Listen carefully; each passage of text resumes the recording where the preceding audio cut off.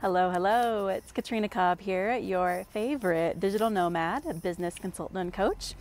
And I want to share a little quick kind of reframing on how it's actually a lot easier to create systems in your business so that you can scale and grow with ease without a lot of extra time and energy than most service providers and solopreneurs think in the beginning. Now, what I've found to be true is that a lot of times when it's just you, when it's just your gifts and talents that you're putting out there in the world and making things happen with and finding creative opportunities to provide value to others and starting up your business, you're not really thinking of it yet as a business because it's just you. And you're also not thinking of it in terms of systems because for a lot of people, they hear the word systems and when it comes to business, their eyes sort of glaze over. It feels restrictive, it feels corporate, it feels like something that's not necessary for somebody who maybe still has a one-man show or is going to be a very small operation.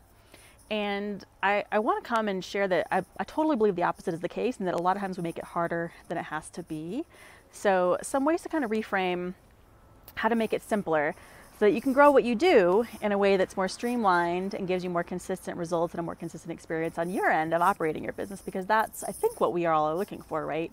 The entrepreneurial dream of being able to earn a great living doing what you do, but still have time, energy, and money for other things and some balance in your life and to live a life that you desire. So systems, what all that means is finding a way to replicate the things that works and finding a way to do that by kind of unpacking and reverse engineering it into a process. And so one of the things I like to help service providers with is when they have something that's working, I like to work through an exercise to sort of unpack what it is that they've been doing.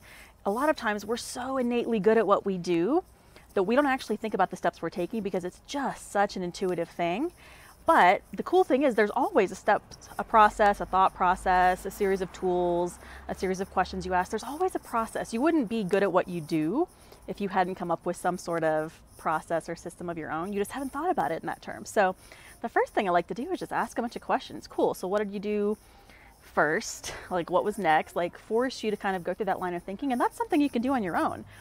Whatever is working for you, whether it's service delivery, whether it's a marketing strategy, whether it's a customer fulfillment issue, whether it's a technological piece, think about the bits and pieces that are part of how you get results for your clients, and how can you look at them through a lens of almost like an engineer, like inspecting what went into making that happen and just documenting it. I've talked about documenting instead of creating. You don't have to create these big complicated workflows and fancy things to have it be a system in your business. You already have these things, you just haven't thought about it.